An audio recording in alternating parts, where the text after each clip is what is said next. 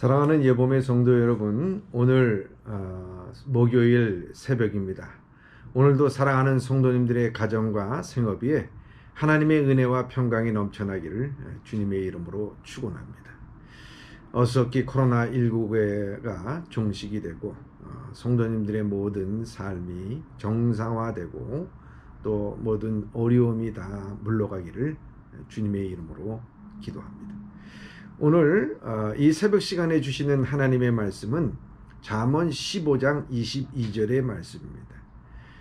제가 봉독하도록 하겠습니다. 의논이 없으면 경영이 무너지고 지략이 많으면 경영이 성립하느니라.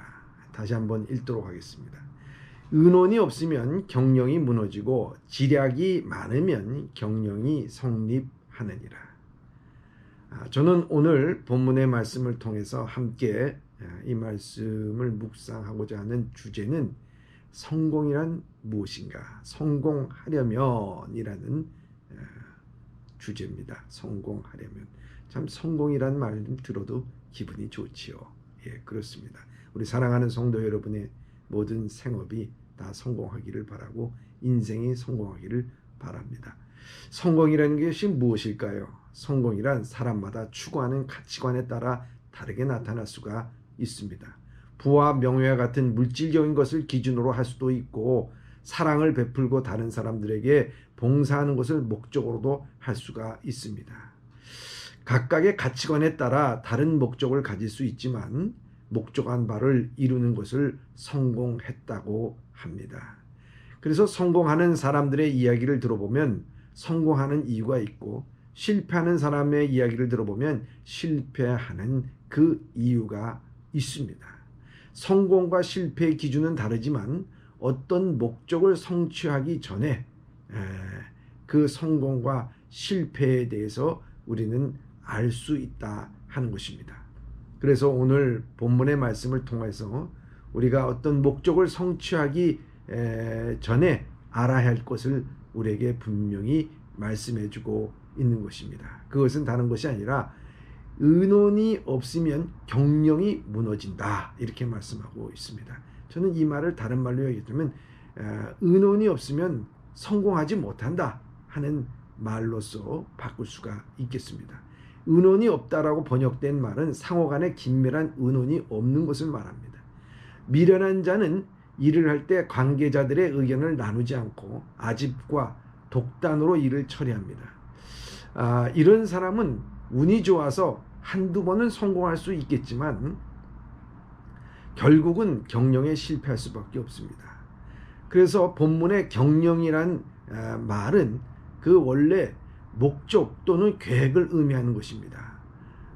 그래서 파한다고 하는 그 번역된 말은 실패한다는 말로서 일을 추진할 때 일에 관계된 사람들과 서로 긴밀하게 의견을 교환하지 않고 아집과 독단적으로 일을 처리하면 목적과 계획이 실패로 돌아갈 수밖에 없다 하는 말씀입니다.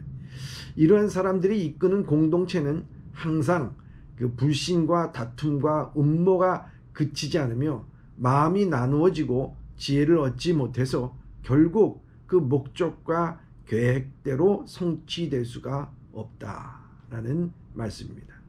그러나 지략이 많으면 경영이 성립된다 말씀합니다.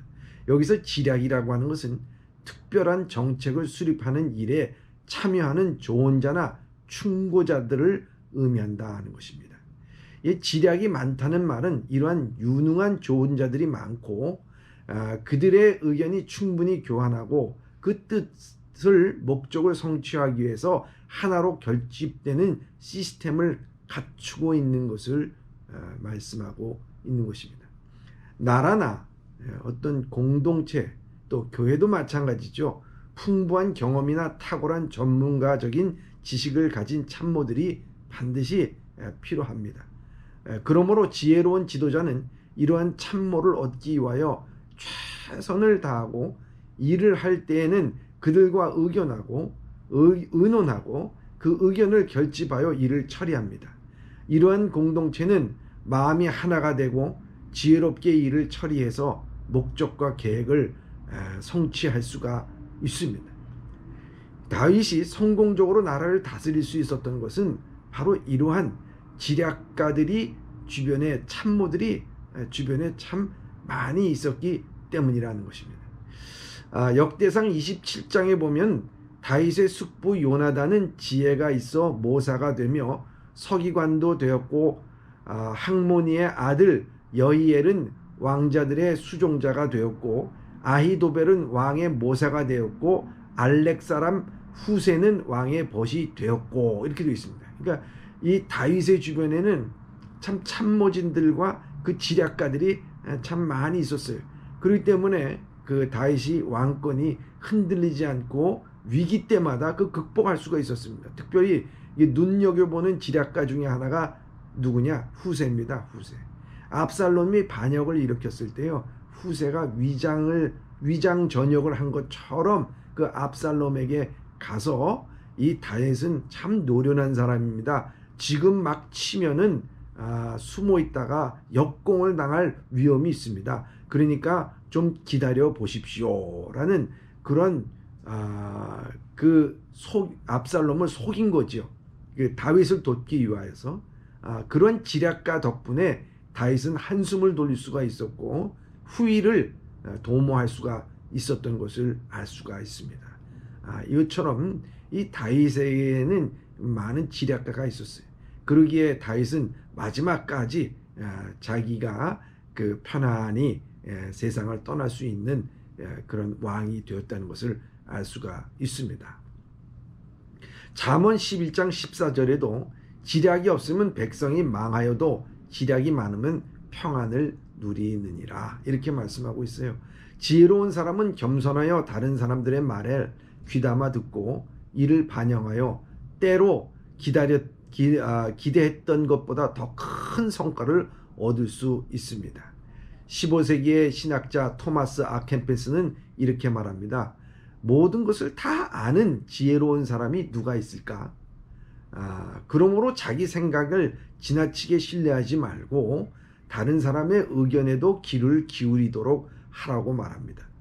비록 당신의 의견이 훌륭하다 할지라도 하나님의 사랑으로 당신의 의견을 삼가고 다른 사람의 의견을 따르면 그로 인하여 더 유익이 될 것이다 라고 토마스는 삶의 계획을 세울 때 신뢰할 만한 좋은 자의 의견을 구하는 것이 얼마나 중요한지를 말하고 있습니다.